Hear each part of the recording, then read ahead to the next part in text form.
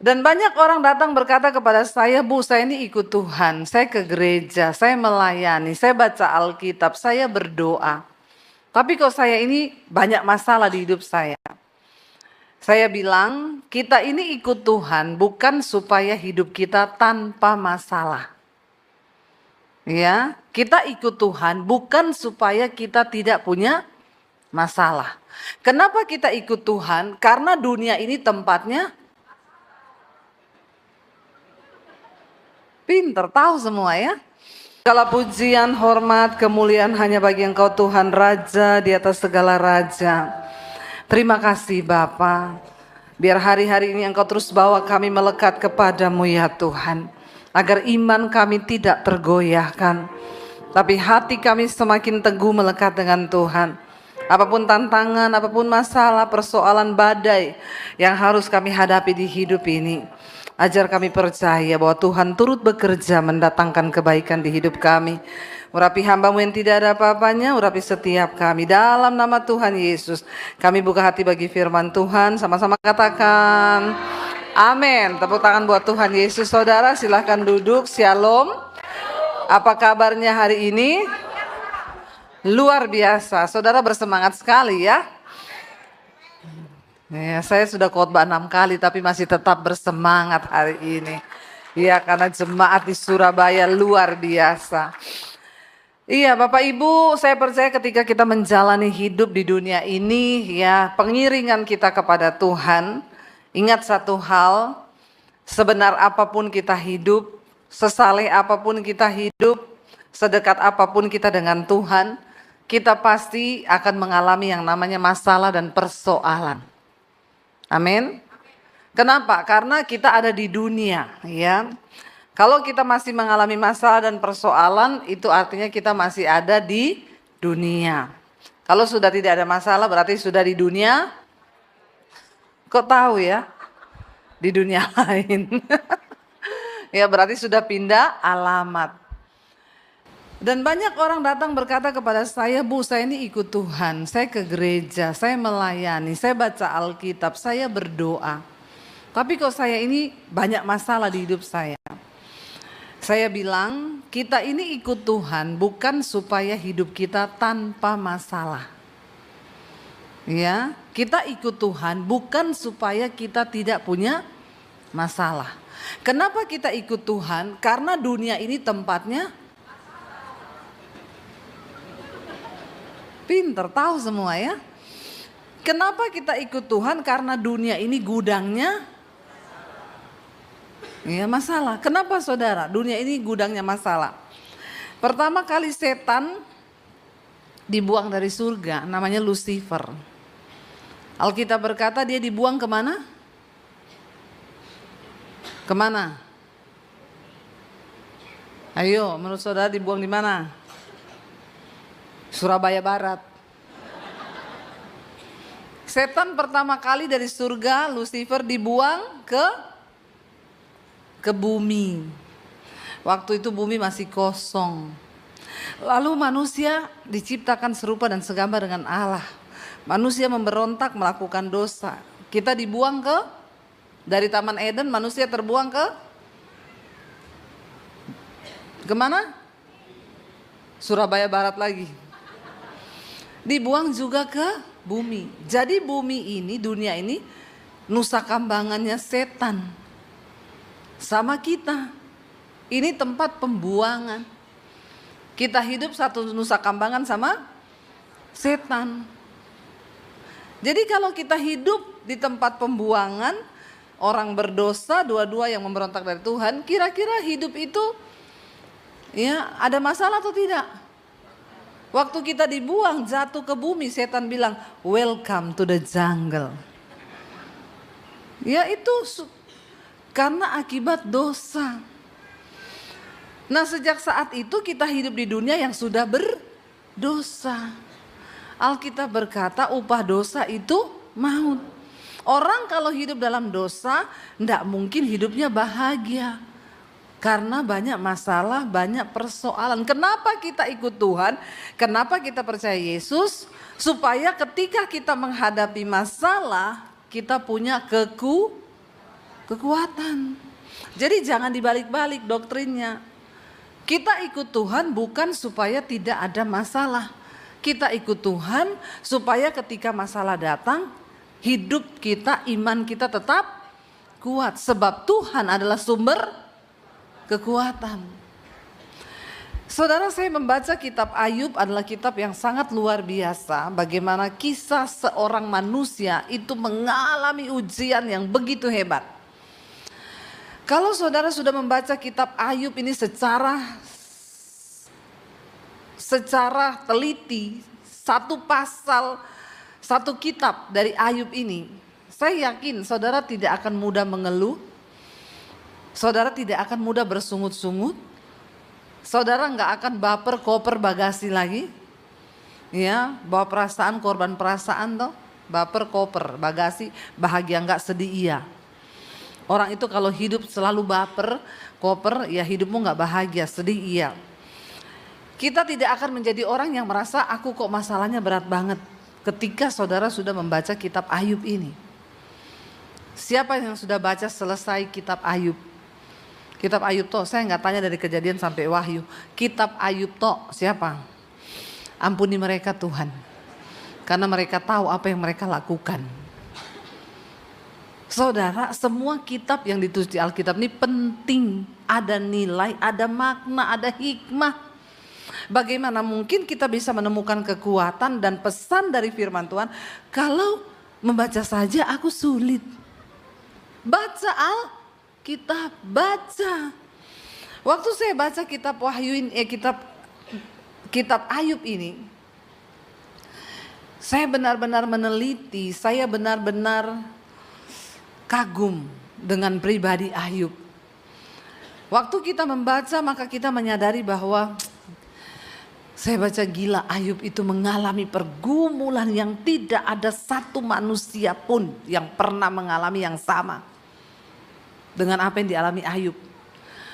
Bayangkan Alkitab berkata ketika iblis menghadap ke hadapan Allah.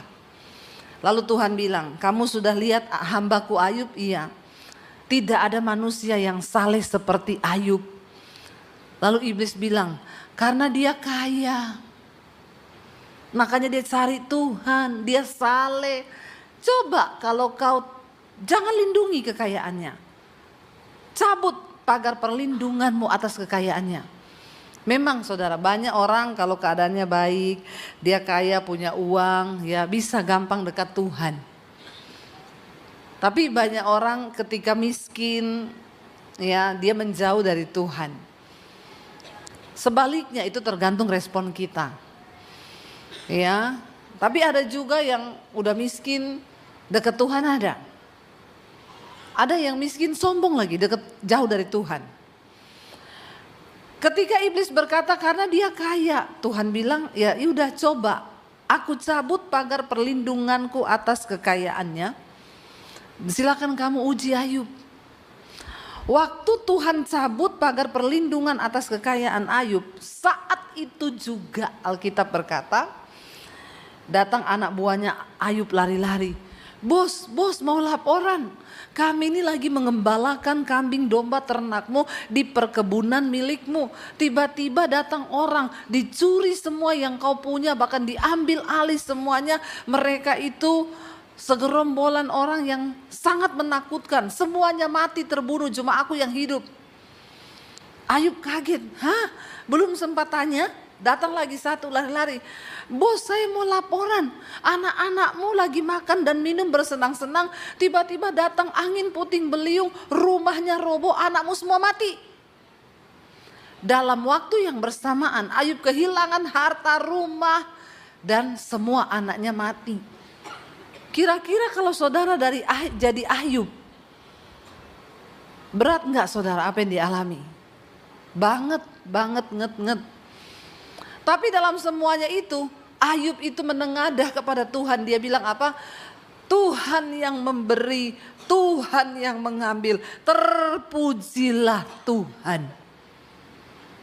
Coba saudara kalau uangnya ditipu orang, saudara bilang apa? Puji Tuhan. Tuhan yang memberi, Dia yang mengambil. terpujilah nama Tuhan, terkutuklah kau. Ya Pak ya? Ngaku ya? Nggak gampang saudara, nggak mudah. Ya, ketika uangmu dibawa lari orang, ditipu orang, apakah kau berani berkata, puji Tuhan, aku mengampuni? Ada yang pernah mengalami uangnya dibawa lari orang? Belum? Semoga ada ya. Supaya saudara merasakan. Karena kita ini harus diuji dalam segala bagian di hidup kita. Ya. Saya dulu pernah berdoa gini, Tuhan saya ini hampir semua ujian sudah saya lewati. Kecuali satu, uang saya dibawa lari orang tuh belum pernah. Baru saya ngomong begitu saudara. Saya renovasi studio, uang saya 300 juta dibawa lari. Saya bilang Tuhan kan saya cuma ngomong gitu ya, jangan dipraktekkan langsung lah Tuhan. Maksudmu tuh apa toh? Benar saudara. Siang, malam, pagi, sore saya ingat terus. Hati saya panas, saya jengkel, kehilangan damai sejahtera. Saya WA, balikin duitnya, balikin duitnya, balikin duitnya. Stres saya. Sampai Tuhan itu bicara satu kali. Kamu kalau ada orang konseling, bilang dia ditipu orang, jawabanmu apa ke orang itu? Saya bilang, Pak, uang gampang dicari. Tapi damai sejahtera dan sukacita itu produk surgawi. Jadi daripada Bapak meratapi uang itu, lebih baik Bapak lepaskan pengampunan saja. Karena uang bisa dicari. Tuhan bilang, lah sekarang kamu mengalami itu. Kamu bisa gak melakukan yang kamu nasihatkan sama orang? Saya bilang, kalau dia kan kaya Tuhan, duitnya banyak. Kalau saya ini duit pas-pasan ditipu begini, ya harus balik duitnya. Iya Pak ya saudara? Semangat sekali ngomong iyanya. Pengalaman pribadi ya Pak. Iya tidak mudah saudara, jujur loh. Seringkali pengkhotbah itu pinter mengkhotbahkan tapi melakukan sulit. Itu juga saya ini, saya mengaku di hadapan saudara.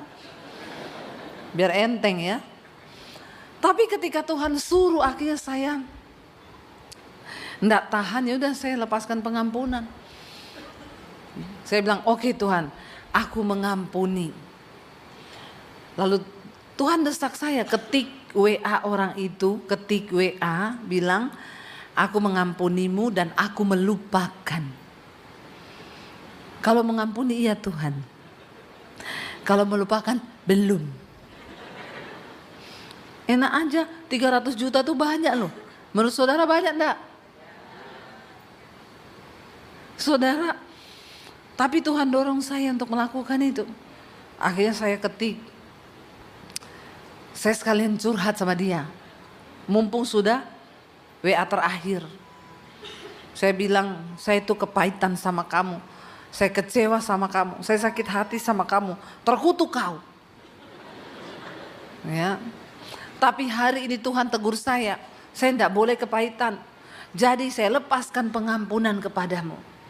Mau saya kirim, Tuhan bilang tambahi di situ, dan aku melupakan semuanya dan uang itu tidak akan aku tanya lagi. Saya bilang, ih Tuhan kalau itu tunggu ya Tuhan. Siapa tahu masih bisa atur damai. 300 juta kalau dia cicil 100 ribu per bulan, 30 juta 30 tahun selesai. Walaupun sudah jenggotan kan. Tapi enggak apa-apa, masih bisa diatur damai. Saya enggak akan maksa dia, sesuai kemampuan dia bisa bayar. Tuhan bilang enggak bisa. Kamu harus lepaskan pengampunan dan melupakan, enggak usah ingat uang itu. Jadi saya ketik, dan saya melupakan semuanya, dan mulai sekarang saya tidak akan tanya lagi uang itu. Tangan saya bergetar seperti orang Parkinson. Antara emosi bercampur dengan kedagingan dan hawa nafsu, tapi keinginan roh juga. Saya kirim saudara. Besok iblis bilang, tanya coba duitnya udah ada belum? Memang tuh setan itu ya. Saya ambil HP, saya mau ketik kan saya baca masih ada di kolom kan. Dan mulai sekarang saya tidak akan tanya lagi perihal uang itu. Ternyata Tuhan suruh saya ketik begitu supaya kalau saya mau chatting dia, udah saya pasti baca lagi itu. Jadi tidak jadi. Saya lepaskan pengampunan, saya berusaha berdamai dengan diri sendiri. Dengan dia sudah saya belajar ikhlaskan. Tapi dengan diri sendiri ini tidak gampang. Saya sekarang berurusan dengan diri sendiri. Kenapa Tuhan selalu tertarik kita ini berdamai dengan diri sendiri? Karena untuk berdamai dengan dirimu sendiri, tidak ada orang lain yang bisa paksa kau selain dirimu sendiri dengan Tuhan. Biar pendeta tidak bisa paksa kau. Tidak bisa. Orang mau cerai, pendeta bilang jangan cerai. Kalau dia tetap mau cerai, tidak ada yang bisa tahan. Tapi ketika engkau berdamai dengan dirimu, dengan keadaanmu, maka Tuhan akan memampukan engkau melakukannya. Saya berdamai dengan diri saya sendiri. Saya mencoba menerima semua kenyataan pahit itu. Tidak boleh Debbie, kamu sudah melupakan. Tidak boleh kamu ingat lagi. Dalam nama Yesus, tiap hari saya tengking diri saya. Saya nggak perlu menengking lagi tuh orang yang berhutang. Kenapa? Karena kau tidak akan pernah bisa mengubah orang lain. Tapi kau bisa mengubah dirimu dan caramu berespon terhadap setiap persoalan yang datang di hidupmu. Amin. Kita tengking orang lain tidak bisa, saudara. Orang kamu tengking dirimu sendiri aja tidak bisa. Tengking suamimu aja tidak bisa. Benar nggak? Kita pengen suami berubah, pengen istri berubah. Apakah kita bisa tengking dia? Tidak bisa. Yang ada malah berantem. Jadi lebih baik tengkinglah dirimu sendiri supaya engkau berdamai dengan diri sendiri, berdamai dengan keadaan dan mulai belajar bersyukur sama Tuhan. Saya belajar melepaskan pengampunan. Tiap hari ketika setan ingatin 300 juta loh dalam nama Yesus. Mata duitan, tidak usah diingat-ingat. Amin. Karena kekristenan itu adalah perjuangan melawan dirimu sendiri, bukan melawan orang lain. 1 minggu kemudian saudara, Tuhan mulai menyatakan mujizat di dalam ketaatan. Saya ini mau beli mobil harganya 350 juta. Saya sudah DP 10 juta. Tiba-tiba ada bapak-bapak WA, Ibu Debbie saya mau minta maaf. Biasanya kalau ada WA masuk begitu, ya langsung cepat-cepat saya hapus.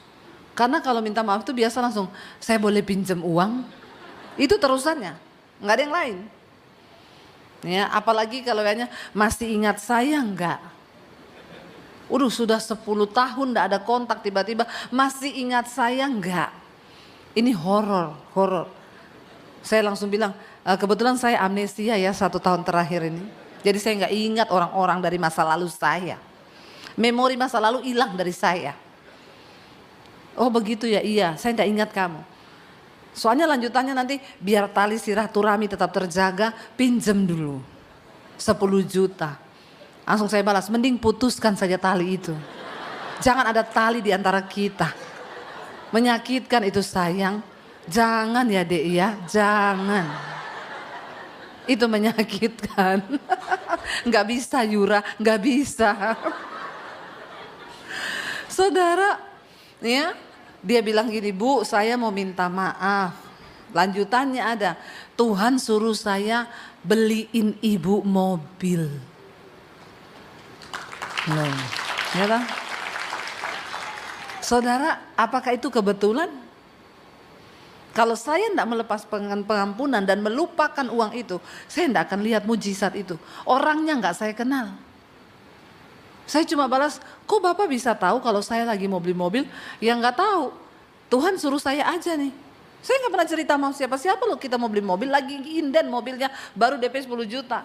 Ya udah Bu, itu mobil saya yang bayar. Dari situ saya mulai melihat pintu-pintu mujizat Tuhan bukakan. Dalam setiap masalah yang yang Tuhan izinkan terjadi, itu pasti ada rencana dan maksud Tuhan di dalamnya, katakan. Yang penting kita tetap memilih berespon dengan benar. Ketika Ayub mengalami penderitaan yang begitu hebat saudara. Ayub itu menderita bukan karena berbuat dosa. Tapi Ayub menjadi berdosa karena dia menderita penderitaan yang berat. Ayub itu menderita bukan karena berdosa, tapi Ayub menjadi berdosa karena penderitaan. Ada orang-orang yang tadinya setia sama Tuhan, tapi penderitaan membuat dia berdosa. Ayub akhirnya mulai berkeluh kesah sama Tuhan. Dia bilang, Tuhan kenapa engkau itu curang? Kenapa pengadilanmu tidak adil? Aku ini tidak pernah bikin dosa. Aku tidak pernah meniduri gadis-gadis muda. Aku tidak pernah telat bayar uang gaji pegawaiku. Aku tidak pernah telat bayar persembahanku, perpuluhanku. Aku bayar semua tepat pada waktunya. Aku tidak pernah menindas orang yang miskin. Aku tidak pernah merampas hak janda-janda. Aku ini setia di hadapan-Mu Tuhan. Tetapi kenapa Engkau berlaku kejam terhadap aku? Ayub menjadi berdosa karena dia sudah menganggap dirinya benar di hadapan Tuhan. Siapa yang berhak menilai kita ini benar? Cuma Tuhan. Bahkan kita sendiri gak bisa berhak menilai kita ini benar. Karena Alkitab berkata kebenaran manusia di hadapan Tuhan itu seperti kain kotor. Kain kotor. Gak ada kebenaran kita di hadapan Tuhan seperti kain kotor. Ayub berkata, aku ini benar, tidak ada kecurangan, tidak ada alasan untuk engkau melakukan yang tidak adil kepadaku. Lalu Ayub mulai berkata begini kepada sahabat-sahabatnya, aku melihat hidup orang berdosa itu mujur daripada hidup orang benar. Sia-sia aku menjaga hidupku ini kudus, sia-sia aku berbuat kebenaran, kalau pada akhirnya hidupku lebih menderita daripada orang berdosa. Lalu saudara, Tuhan menegur Ayub lewat seorang sahabatnya. Ada 3 orang sahabat Ayub yang akhirnya dimurkai Tuhan. Tetapi satu sahabat Ayub yang berdiri di tengah antara 3 dan antara Ayub. Dia memberikan nasihat yang netral sesuai dengan isi hati Tuhan. Namanya itu Elihu. Ayub pasal 35. Kalau kita membaca judul perikopnya, Allah memperhatikan penderitaan manusia. Karena Ayub merasa Tuhan sudah gak memperhatikan dia. Maka berbicaralah Elihu. Ya, Elihu bilang kepada Ayub, inikah yang kau anggap adil dan yang kau sebut kebenaranku di hadapan Allah? Kalau engkau bertanya, apakah gunanya bagiku? Apakah kelebihanku bila aku berbuat dosa? Ayub berkata, jadi buat apa aku ini selama ini hidup benar? Ya mending aku jadi orang berdosa aja. Percuma aku mempertahankan semua kebenaran. Ada satu anak Tuhan, dia bertobat, dia terima Yesus. Dulunya dia itu main musik di tempat dugem, di nightclub.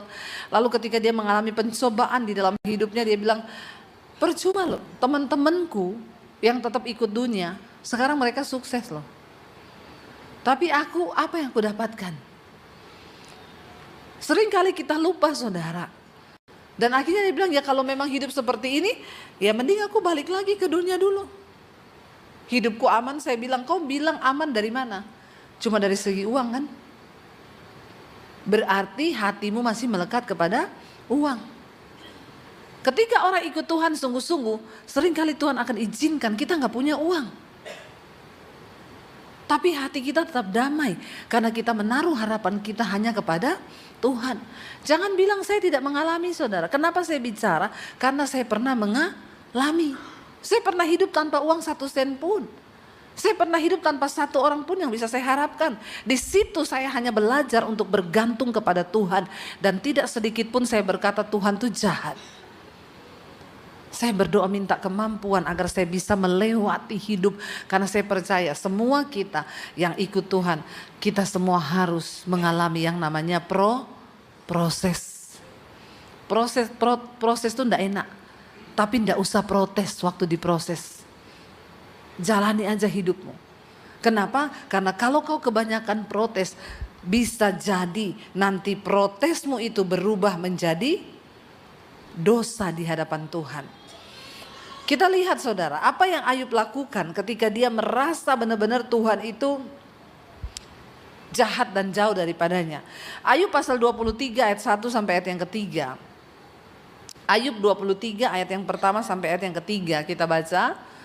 Firman Tuhan berkata, baca dengan suara yang keras, 1, 2, 3. Tetapi Ayub menjawab, sekarang ini keluh kesahku menjadi pemberontakan, tangannya menekan aku sehingga aku mengadu. Semoga aku mendapatkan dia dan boleh datang ke tempat ia bersemayam. Karena Ayub ini terlalu banyak berkeluh kesah ketika dia menderita, akhirnya keluh kesahnya berubah menjadi pemberontakan. Bahaya saudara. Makanya ketika diproses, ndak usah banyak protes. Apalagi banyak berkeluh kesah. Berkeluh kesah itu sama dengan bersungut-sungut. Saya tuh paling jengkel kalau ketemu orang. Halo ibu, gimana kabarnya? Hidup bu. Anakku itu begini. Belum lagi mantuku itu begini. Siang namanya suamiku itu, aduh saya ini sudah bingung bu. Itu suami saya begini. Pusing bu hidup saya ini, hidupku berat ibu. Saya bilang, jadi ibu mau mati aja? Nggak mau, tetap mau hidup. Kalau kau mau hidup, daripada kau berkeluh kesah yang pada akhirnya menjadi dosa, lebih baik bersyukur. Belajar kalau ketemu orang, gimana kabarnya? Luar biasa, ada masalah? Banyak. Tapi aku tak bersuka cita sebab Tuhan adalah kan sama aja saudara. Kau berkeluh kesah gak akan merubah keadaanmu.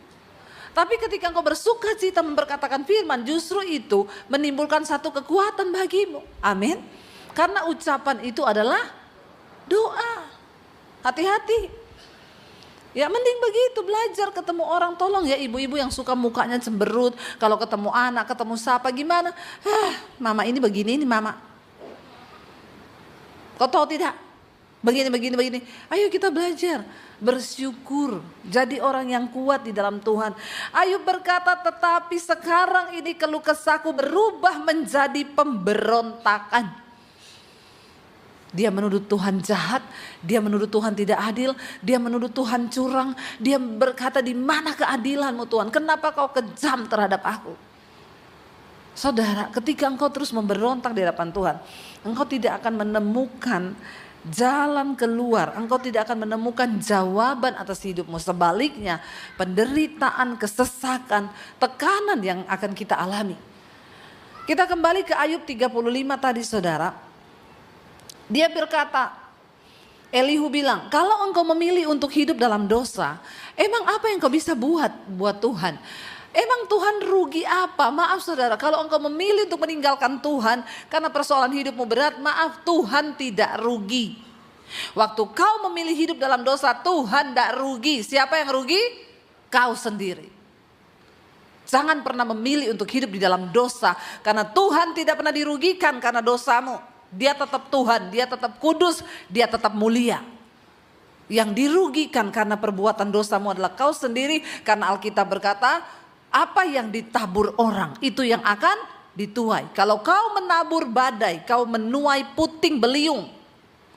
Hati-hati saudara.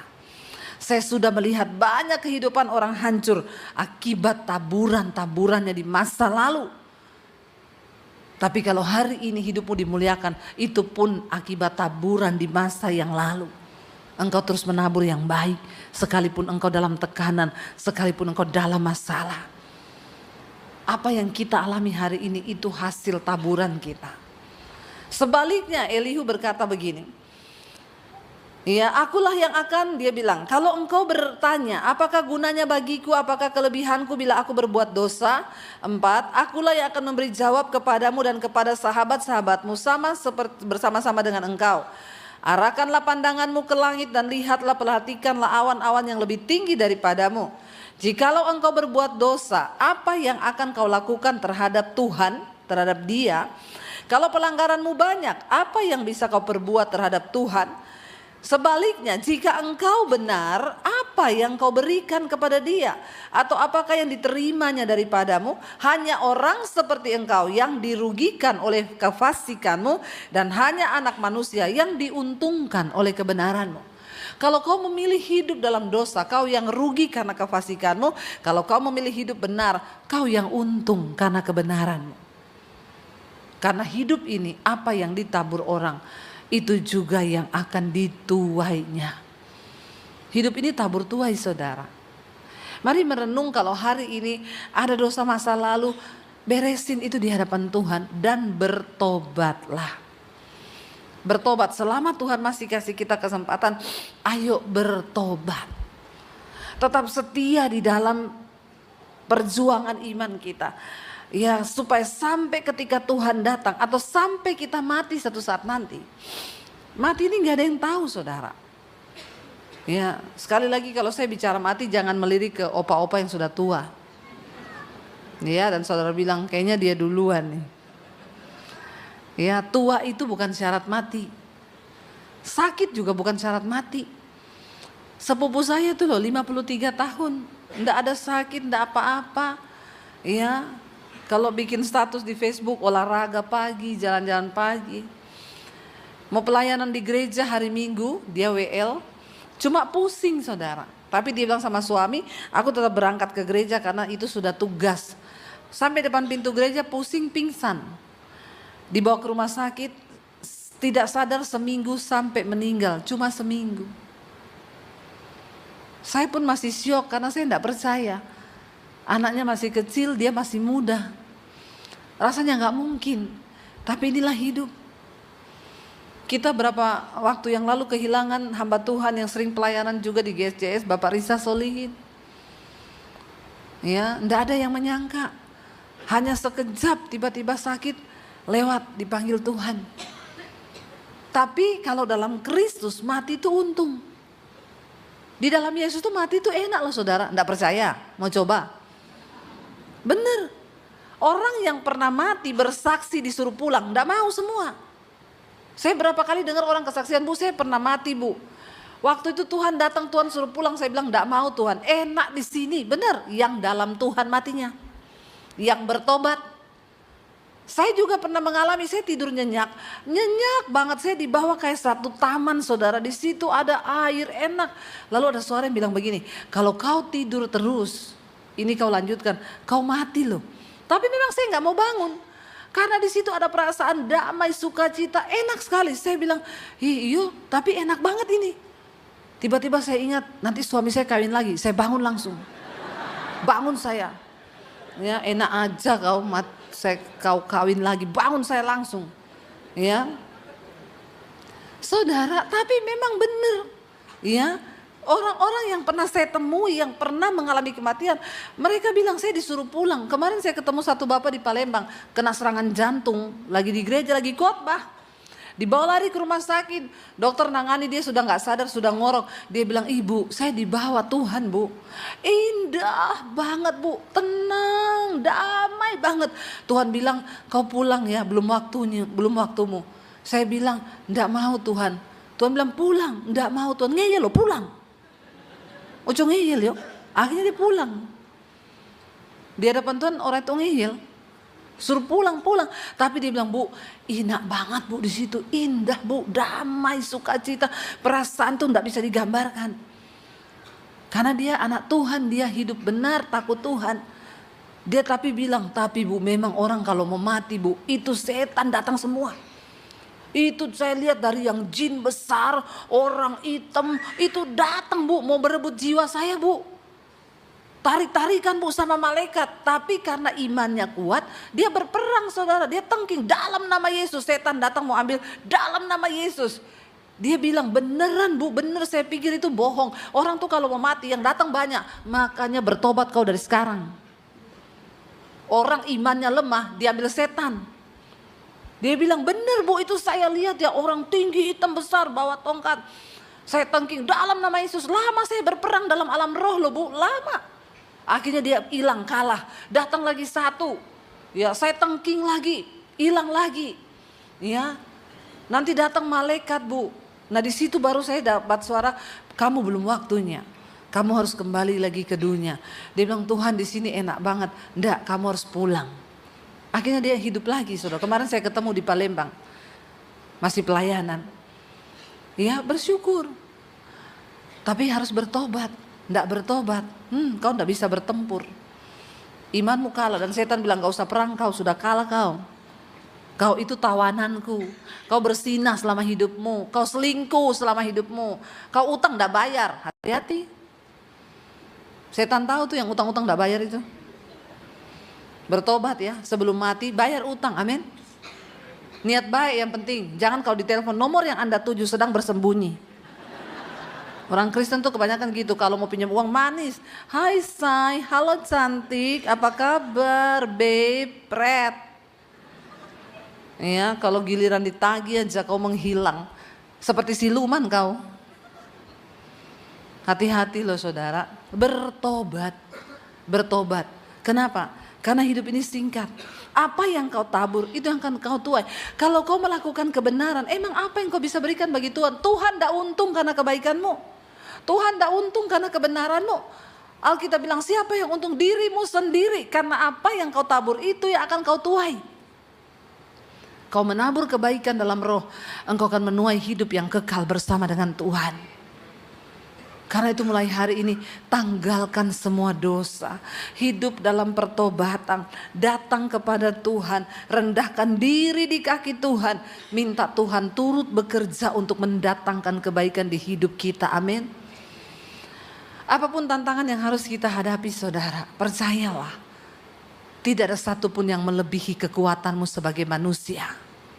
Itu Tuhan yang ngomong. Itu firman Tuhan yang katakan. Ya, jangan pernah engkau takut menghadapi apapun karena percayalah Tuhan itu turut bekerja untuk mendatangkan kebaikan bagi orang-orang yang sungguh-sungguh percaya dan terpanggil sesuai dengan rencana Tuhan. Jangan pernah mundur, beresin hidupmu di hadapan Tuhan. Mau dibilang akan ada gempa besar, mega teras, hidup ini enak, ikut Yesus. Hidup oke, mati pun mantap jemaat sini ya. Udah siap mati semua mereka Tuhan. Tapi pastikan bersama Yesus. Bersama Yesus itu enak.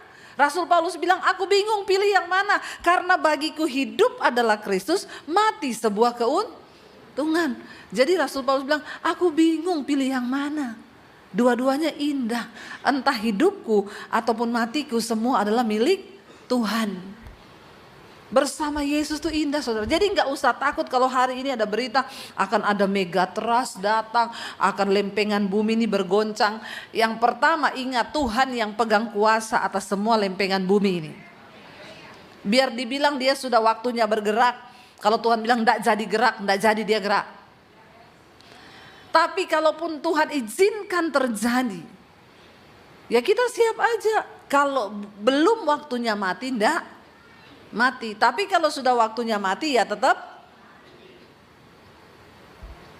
Jadi lebih baik siap-siap. Entah kau mati atau tidak mati, yang penting bertobat. Hidup sungguh-sungguh dalam kekudusan, hidup sungguh-sungguh dalam kebenaran, supaya engkau melihat janji-janji Tuhan digenapi waktu kita hidup di dunia ini sampai kita hidup di surga kekal.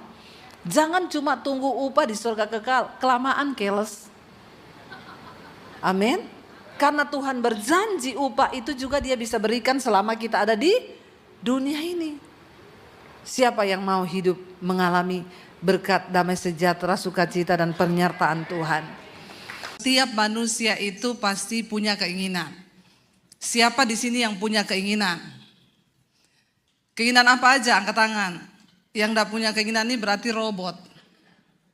Kita semua pasti punya keinginan. Dan tidak sedikit dari manusia yang hidupnya itu dikontrol oleh keinginannya. Tapi hari ini kita harus mengerti keinginan macam apa yang sedang kita buru. Ya supaya kita tidak salah. Karena pada akhirnya banyak orang binasa karena dia salah mengikuti atau mengejar keinginan di dalam hidupnya. Kita buka bersama dulu Yudas pasal yang pertama ayat yang ke-7 saudara. Baru dengar ayatnya saja kayaknya sudah menakutkan. Yudas. Yudas ini jarang dibuka saudara ya. Mari kita lihat Yudas pasal yang pertama ayat yang ke-7. Firman Tuhan berkata di sana demikian. Sama seperti Sodom, baca sama-sama 1, 2, 3. Sama seperti Sodom dan Gomora dan kota-kota sekitarnya yang dengan cara yang sama melakukan percabulan dan mengejar kepuasan-kepuasan yang tak wajar sehingga telah menanggung siksaan api kekal sebagai peringatan semua orang. Garis bawahi, kota Sodom sampai hari ini itu menjadi peringatan bagi semua orang. Kenapa demikian? Saudara yang belum tahu tolong belajar lagi Alkitab. Api belerang turun atas kota itu. Mengapa Tuhan begitu murka dengan kota Sodom? Karena di dalamnya terdapat orang-orang yang hanya mengejar melakukan percabulan yang pertama. Yang kedua yang lebih berbahaya di sana dikatakan, mengapa Tuhan itu menurunkan api belerang membinasakan seluruh kota Sodom dan Gomora? Yang pertama, karena terjadi dosa percabulan di sana. Homoseksual, lesbian itu terjadi. Yang kedua, ternyata yang tidak kurang dan yang tidak kalah penting kita harus garis bawahi, kenapa Tuhan menghukum kota itu? Karena dikatakan di sana, dan mereka semua apa? Mengejar kepuasan yang tak wajar. Garis bawahi, mengejar kepuasan yang tidak wajar. Saudara, kepuasan jiwa manusia itu tidak akan pernah bisa diisi dengan hal-hal yang terlihat mata. Contoh satu, kekayaan. Kalau Anda berpikir bahwa Anda akan merasa puas di hidup ini waktu Anda punya kekayaan, uang, deposit, Anda menikmati segala kemewahan, maka Anda sedang tersesat. Katakan amin. Itu sangat-sangat menyesatkan karena harta tidak akan pernah bisa membuat jiwa manusia puas. Saya mau tanya, seenak apapun makanan di depan kita, ada yang bisa makan 10 piring? Ada di sini? Kita makan sedikit aja sudah, aduh ya ini perut rasanya, mau sekaya walaupun saudara bisa bayar makanan semewah apapun, semahal apapun, kita manusia itu punya batasnya, apalagi ya perut manusia itu ada batasnya, sekaya apapun orang. Kita banyak melihat kan rumah tangga hancur justru waktu kaya. Ada orang yang datang konseling, Bu Debbie, suami saya itu loh dulu miskin Bu. Sama saya sama-sama berjuang dari nol, setelah kaya Bu selingkuh. Ya, kenapa seperti ini?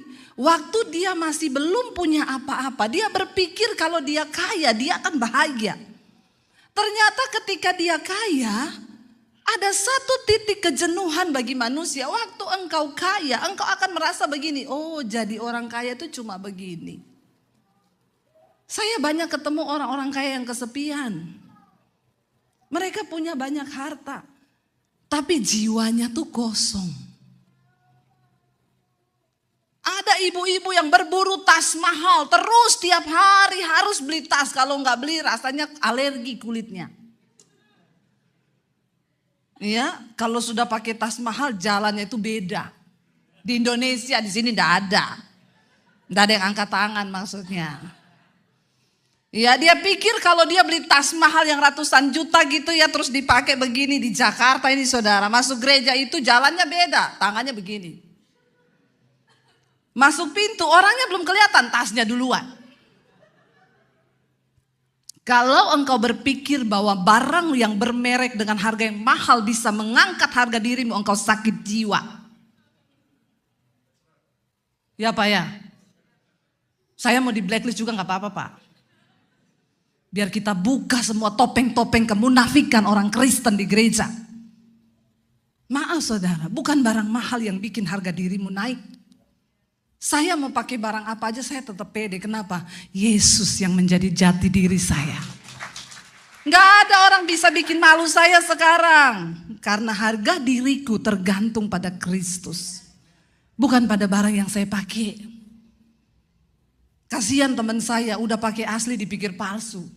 Kepahitan loh. Dia pakai sepatu mahal yang puluhan juta. Dia bilang sama saya, Bu, itu cowok itu orang kaya kenapa sepatunya sama kayak saya. Saya bilang enggak, dia kos-kosan naik motor, enggak punya mobil. Masa dia bisa beli sepatu sama saya? Saya bilang itu palsu, belinya di Jakarta Taman Puring. 700.000. Makanya saya lihat-lihat dia punya garis merah lebih panjang dia daripada saya. Saya bilang itu malah lebih mahal loh Pak garis merahnya. Karena dia pakai asli, ada orang pakai yang sama, dia sibuk memperhitungkan itu asli apa palsu ya, sakit jiwa enggak? Mau dia pakai asli mau palsu biarin aja, itu loh yang jadi salah. Saya tahu ibu-ibu yang pakai merek itu tiap saya datang langsung lirik tas saya, mereknya apa ya? Makanya saya lebih suka pakai yang tidak ada merek, biar penasaran dia, tasnya Bu Debbie ini berapa harganya ya. Wah, dia nggak tahu di 1 M, ember. Anda tidak akan pernah puas. Waktu Anda berburu yang begitu, Anda akan terus diikuti setan dan setan dan setan. Dan akhirnya kacau. Ada seorang bapak itu kok dia di konseling sama saya. Ceritanya ada seorang ibu, suaminya selingkuh. Dia datang kepada saya, Bu, suami saya berselingkuh, Bu. Saya ini kurang cantik apa? Istrinya sudah tarik benang, tarik kabel, tarik kawat. Ya, sampai kalau tersenyum aja susah loh, saudara. Karena nggak bisa ketawa kayak saya, nanti ting putus, saudara. Waktu putus tiba-tiba mengkeret. Capcay deh hidup ini ya. Nggak usah banyak pencitraan. Bangun kecantikan batinia. Itu yang Tuhan lihat. Bu, saya kurang apa, Bu? Cantik sudah. Tiap hari saya berdandan loh. Akhirnya satu saat saya bilang, saya pengen ketemu suami ibu deh. Saya nggak bisa dengar satu pihak. Ketemu suaminya bilang, Bu, bagaimana Bu, saya nggak jengkel sama istri saya. Saya cukupi uang, tiap kali mau ke gereja minta beli tas baru. Kalau tasnya yang cuma 15 juta, 50 juta, oke lah, ibu tahu satu tas ratusan juta. Saya bilang, kamu kan kemarin udah beli yang itu, tapi kan udah dipakai, ya malulah dilihat orang saya udah pernah pakai. Saya bilang, ibu ternyata ibu yang sakit jiwa. Makanya suamimu selingkuh. Bertobat saudara. Kalau engkau berpikir kekayaan, brand, barang mahal itu bisa memuaskan jiwamu, engkau sedang tersesat. Kekayaan tidak akan pernah bisa puaskan orang. Karena itu banyak orang waktu miskin bisa setia ke istri, waktu kaya dia selingkuh. Kenapa? Dia mencari kepuasan yang tidak wajar. Ketika dia sudah dapat kepuasan kekayaan, ternyata jadi orang kaya cuma gini ya. Oh cuma gini toh jadi orang kaya.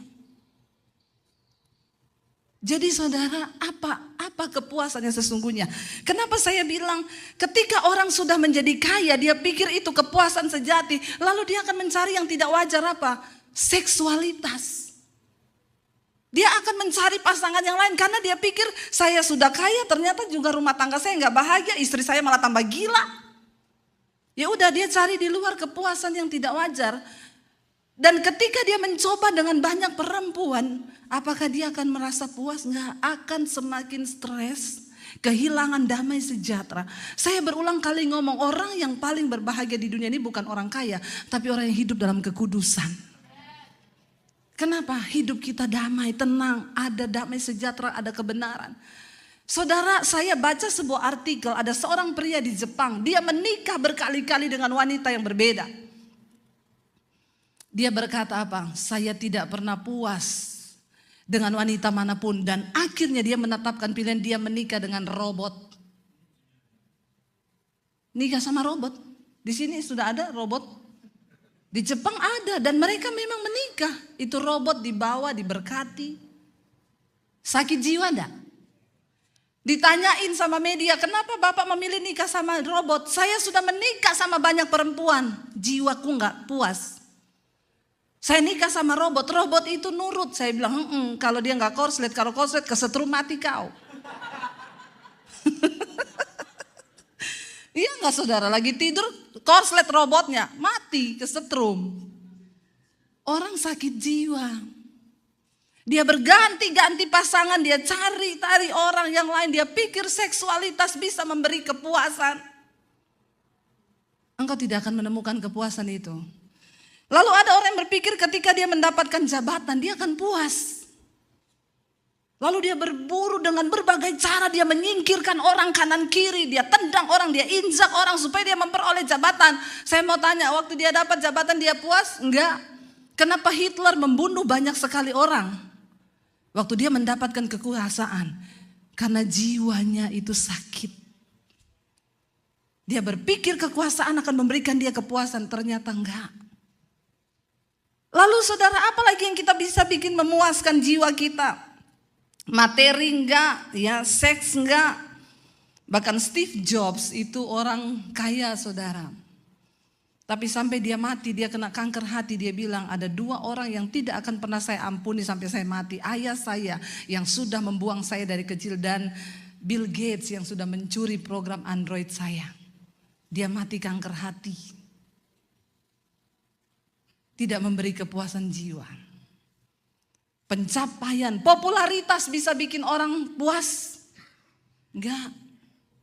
Makanya saya tidak pernah bangga ketika orang mengenal saya banyak. Bagi saya, tadi malam saya ketemu seorang ibu, dia bilang, Bu Debbie maaf saya mau protes doa ibu. Setiap kali ibu berkhotbah, ibu selalu bilang, Tuhan urapi hambamu yang tidak ada apa-apanya ini Bapa. Maaf Bu, ibu itu bukan orang yang tidak ada apa-apanya loh. Ibu itu orang yang diurapi Tuhan. Jadi doa ibu mungkin bisa dirubah. Saya bilang maaf enggak. Itu untuk mengingatkan diri saya bahwa saya ini diangkat Tuhan dari yang tidak ada apa-apanya. Saya hanya sampah.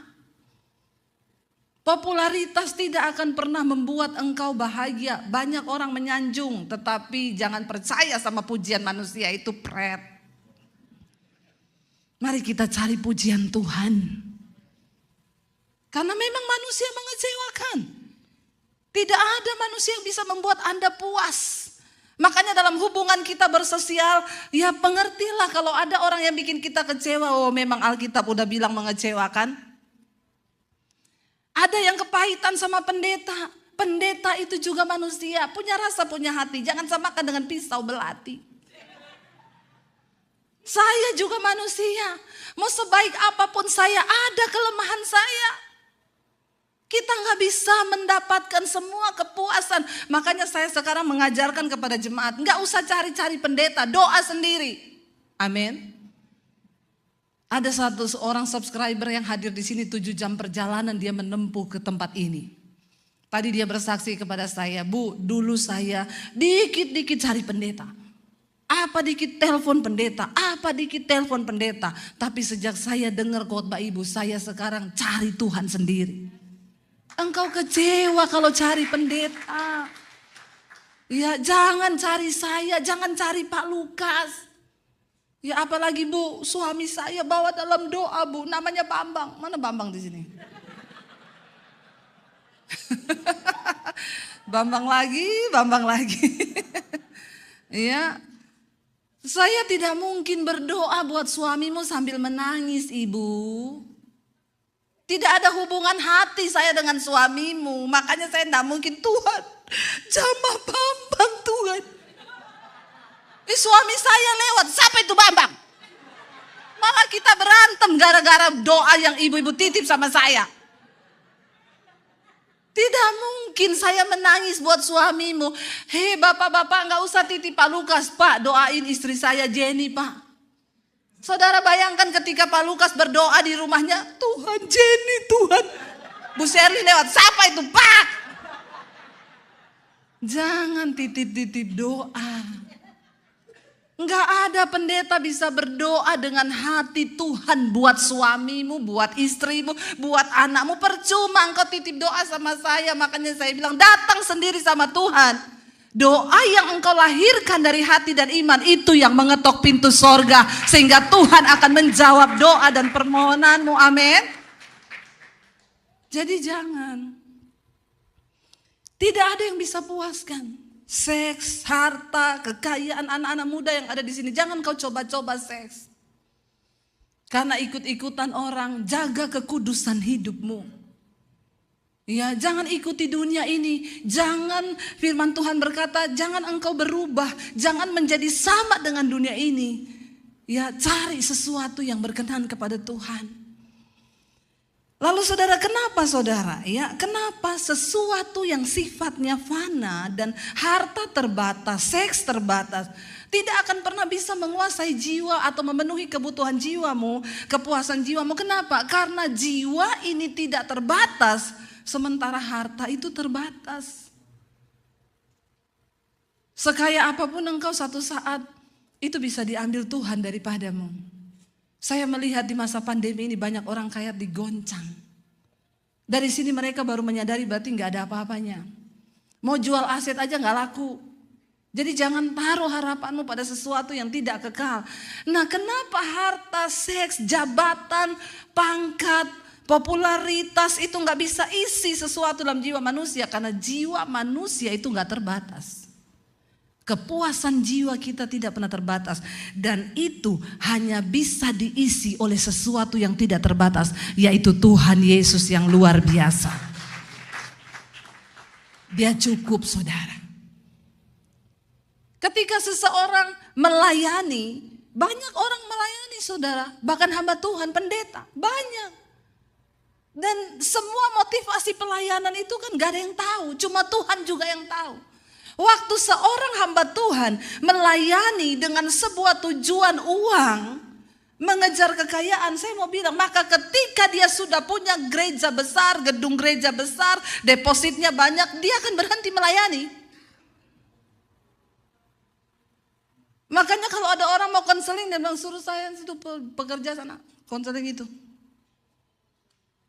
Tapi ketika kita melakukan itu karena kita mencintai Tuhan, maka semua yang Tuhan beri bonus itu, makanya kan kita sekarang banyak orang bertanya, Bu, itu pendeta sekarang kok udah gak pelayanan ya, udah gak ini ya.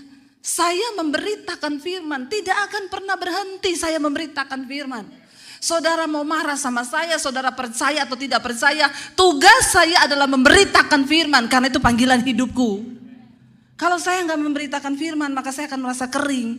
Kenapa? Kepuasan di jiwa saya membagikan hati Tuhan kepada jemaat. Saya mau dapat bayaran, gak dapat bayaran, itu tujuan saya. Awalnya YouTube itu, saudara, saya dapat di tahun 2019. Tuhan berkata jelas kepada saya, ambil alih dunia media untuk pekabaran Injil, cepat. Saya bilang ke suami saya, Tuhan bercara kepada saya, tahun 2020 aku akan berikan tuaian bangsa-bangsa. Saya bilang sama suami saya, aku dapat dari Tuhan gini. Apa yang harus kita lakukan ya? Aku mau bergerak cepat, Tuhan kayaknya suruh cepat. Siapa yang tahu akan ada pandemi 2020? Karena saya selalu bilang sama Tuhan, Tuhan aku mau melayani bahwa aku berada di tempat di mana Tuhan berada. Karena saya tahu Tuhan tuh bergerak. Jangan sampai kita melayani, kita pikir kita ngikut Tuhan, padahal Tuhan sudah sampai di ujung, kita masih diam di tempat. Karena banyak orang melayani tapi dia lari di tempat. Bahkan ada yang stop, menikmati. Saya bilang, saya tidak mau Tuhan. Bawa aku di mana engkau berada. Lalu saya dapat itu, Tuhan bilang cepat ambil alih dunia media. Saya bilang ke suami saya, Tuhan bilang begini. Suami saya bilang, kalau media berarti TV loh. Gak kepikiran YouTube. Berarti TV, ya udah kita datangi TV swasta di Jakarta. Saya tanya, kalau saya mau siaran di sini gimana? Oh, ibu harus siaran 10 episode minimal. Pakai studio kami, peralatan kami supaya memenuhi standar TV.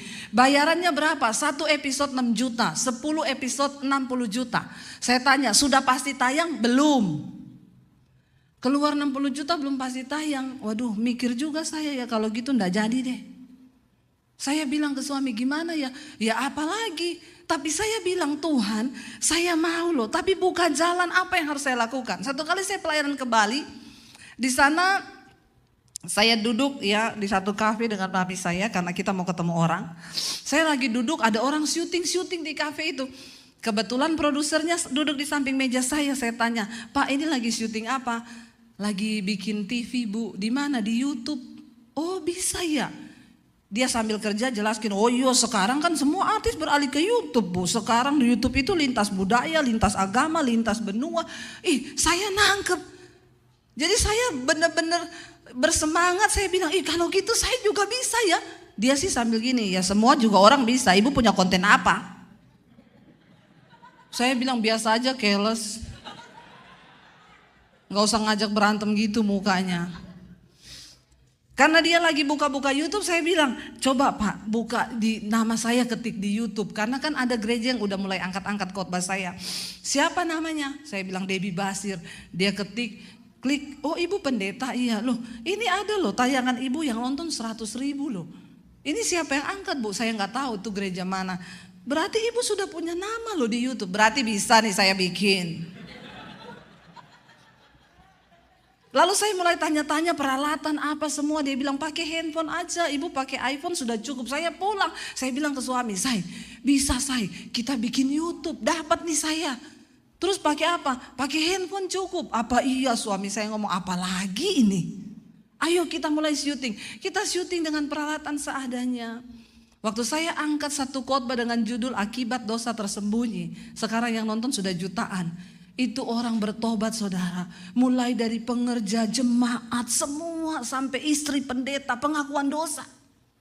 Saya baru lihat, wih ternyata memang benar Injil itu ya. Akhirnya saya tidak tahu, pertengahan 2019 kita mulai jalan, 2020 awal pandemi terjadi. Waktu saya bikin channel YouTube dulu saya angkat di Facebook, tolong like dan subscribe. Beberapa gembala ngomong, pendeta zaman now carinya subscriber bukan jemaat. Bukan cari jiwa tapi cari subscriber. Saya bilang subscriber itu juga jiwa. Bukan kucing, itu juga orang. Rempong enggak? Begitu terjadi pandemi semua WA saya, Bu bantu cari subscriber dong. Saya bilang jangan cari-cari subscriber, cari jiwa. Kita mesti mengalir dengan Tuhan. Ketika pandemi terjadi, saya waktu itu, Tuhan itu tuntun saudara. Ada tempat kecil di atas rumah saya, cuma besarnya 3x3 begitu. Saya suruh tukang cepet kita buat studio di situ. Itu belum tanda-tanda pandemi. Tukang saya kerja, begitu selesai lockdown. Jadi kita sudah punya studio. Saya waktu mesbah doa pertama kali, ibu di sini ikut dari awal masih pakai handphone. Itu kenapa saya dapat mesbah doa, itu bukan konten yang kita cari. Tiba-tiba dari HP saya itu bunyi, ting, selamat Debbie Basir TV, Anda bisa live streaming dari HP. Saya pencet itu gambar kamera. Tiba-tiba udah live streaming di YouTube. Suami saya gini dari jauh, live streaming itu matiin. Saya lihat orang sudah masuk, Shalom Bu Debbie. Itu kan waktu tayangan mayat-mayat di TV ya, pas COVID. Shalom Bu Debbie Bu, kita doa ya Bu, kita doa ya, kita takut apa yang terjadi Bu. Karena dia masih di keyboard, saya bilang nyanyi.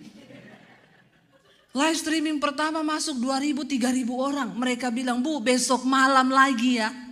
Dari Maret 2020 sampai hari ini mesbah doa tidak pernah bolong satu hari pun. Semua karena anugerah Tuhan. Ya saudara, ya saya mengucap syukur itu kalau kita ikut Tuhan tuh itu luar biasa. Ya, dan makanya saya bilang kalau orang melayani hanya untuk kepuasan jiwa, cari uang atau apapun, dia akan berhenti stuck di situ. Padahal Tuhan itu bergerak. Nah, ketika pendeta stuck, jemaatnya mati. Tidak mengalami pertumbuhan iman lagi. Karena mereka nggak nangkep sesuatu yang dari Tuhan. Tuhan masih ada. Saya menemukan ada begitu banyak jemaat yang kering. Mereka tidak lagi mengalami Tuhan. Mereka beribadah hanya minggu ke gereja, pulang seperti zombie yang gak ada apa-apanya lagi. Bahkan udah gak pernah meneteskan air mata. Sudah kehilangan kasih yang mula-mula, rugi saudara. Apalagi menjelang akhir zaman ini kita harus semakin meneguhkan iman kita di dalam Tuhan. Di sini dikatakan kenapa semua tidak bisa memuaskan? Karena jiwa manusia itu tidak terbatas. Dan itu hanya bisa diisi oleh Tuhan yang tidak terbatas. Saudara, orang-orang yang pernah mengalami Tuhan, mereka tidak akan pernah puas dengan Tuhan. Mereka akan terus mengejar Tuhan. Terus kalau kita menaruh kepuasan jiwa itu pada Tuhan, maka kita tidak akan pernah puas. Setiap hari kita akan terus mengejar Tuhan. Saudara ingat satu kisah di Alkitab, ya ketika Yakub bergumul ya dengan seseorang yang itu adalah Tuhan, dia berkata saudara, itu ada di Kejadian 32 ayat 26. Aku tidak akan membiarkan engkau pergi jika engkau tidak memberkati aku. Dengan kata lain aku bilang, Tuhan engkau jangan pergi sebelum engkau memberkati aku. Orang yang menjadikan Tuhan sebagai pusat dari kepuasan jiwa, dia tidak akan pernah rela melepaskan Tuhan di dalam hidupnya. Hidup dalam kekudusan, melakukan firman itu akan menjadi kesukaan bagi jiwanya. Tetapi orang yang menjadikan kepuasan itu sesuatu yang berbeda, engkau tidak akan pernah mengalami Tuhan. Saya minta suami saya untuk bisa ngiringi saya. Ya saudara, Ketika Musa disuruh Tuhan, engkau harus berjalan, bimbing bangsa ini menuju ke satu negeri tanah perjanjian. Musa berkata kepada Tuhan apa saudara? Itu ada di Keluaran 33 ayat 15. Musa berkata kepada Tuhan begini, jika engkau sendiri tidak membimbing kami, maka janganlah suruh kami berangkat dari sini. Tuhan sudah berkata, aku akan menyertai engkau, mujizat itu akan menyertai. Tapi Musa bilang, kalau engkau sendiri tidak menyertai kami, jangan suruh kami berjalan Tuhan. Orang yang punya kehausan dengan Tuhan akan terus berkata, kami tidak mampu berjalan sendiri Tuhan. Kami butuh engkau lebih dari hari-hari sebelumnya. Karena itu Musa berkata begini saudara, bila engkau tidak besertaku Tuhan, jangan suruh kami berjalan. Yang kami butuhkan itu pribadimu, bukan berkatmu. Yang kami butuhkan itu penyertaanmu. Saudara, orang yang menaruh kepuasannya kepada Tuhan, mereka akan mengejar Tuhan. Karena mereka tahu harta, jabatan, kedudukan, bahkan semua tidak akan pernah bisa memuaskan jiwa. Daud berkata di dalam Mazmur 23 ayat 6, kebajikan dan kemurahan belaka akan mengikuti aku seumur hidupku, dan aku akan diam dalam rumah Tuhan sepanjang masa.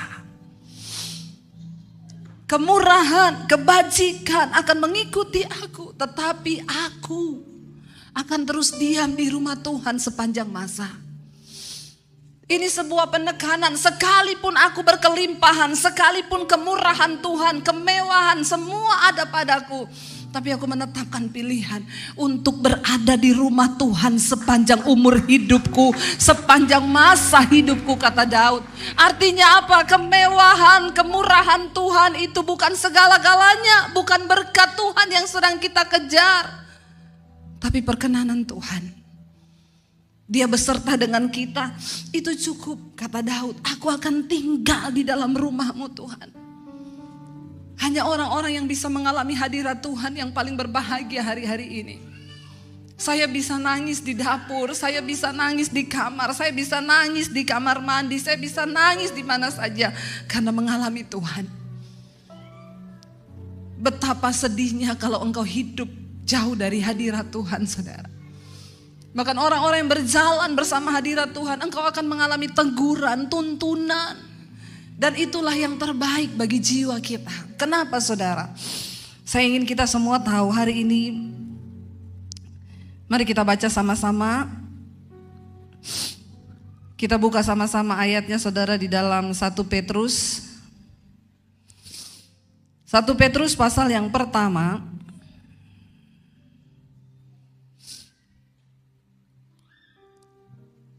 Sebentar saudara, karena ini saya sebenarnya tidak. Ya, 1 Petrus 1 mulai ayat yang ke-8 bisa dikatakan. 1 Petrus 1 ayat yang ke-8, sekalipun kamu belum pernah melihat Dia, melihat Tuhan, namun kamu mengasihinya, kamu percaya kepada Dia, sekalipun kamu sekarang tidak melihatnya, namun kamu bergembira karena sukacita yang mulia yang tak terkatakan. Orang-orang yang mengalami Tuhan, yang menaruh kepuasan jiwanya pada Tuhan, sekalipun kita belum melihat Tuhan secara fisik, tapi ada sukacita yang melimpah dari hidup kita. Ayat 9, kenapa itu bisa terjadi? Karena kamu telah mencapai tujuan imanmu, yaitu keselamatan jiwamu. Apa tujuan kita beriman? Supaya jiwa kita selamat. Karena kelak kalau manusia mati, manusia itu terdiri dari tubuh, jiwa, dan roh. Waktu manusia mati, tubuhnya akan kembali menjadi tanah. Enggak penting tubuh, makanya jangan terlalu banyak merawat tubuh. Lebih daripada engkau merawat jiwamu. Engkau harus merawat tubuh, tapi nomor 1 engkau merawat jiwamu. Waktu manusia mati, tubuh kembali menjadi tanah. Lalu roh kembali kepada Allah Bapa yang mengaruniakannya, tetapi jiwa kita akan dihakimi. Karena itu mengapa kita beriman? Engkau harus mencapai tujuan imanmu, yaitu keselamatan jiwamu. Kita tadi sedang berbicara tentang kepuasan jiwa. Manusia mengikuti keinginan jiwanya yang tidak pernah terpuaskan dengan seks, harta, kekayaan, jabatan. Tapi dia lupa bahwa tujuan dia percaya pada Tuhan itu untuk jiwa ini selamat. Kenapa saudara? Ayat 10 berkata, keselamatan itulah yang diselidiki dan diteliti oleh nabi-nabi yang telah bernubuat tentang kasih karunia yang diuntukkan bagimu. Ayat yang ke-11, dan mereka meneliti saat yang mana dan yang bagaimana roh yang dimaksudkan oleh Roh Kristus yang ada di dalam mereka, yaitu roh yang sebelumnya memberi kesaksian tentang segala penderitaan yang akan menimpa Kristus dan tentang segala kemuliaan yang menyusul sesudah itu.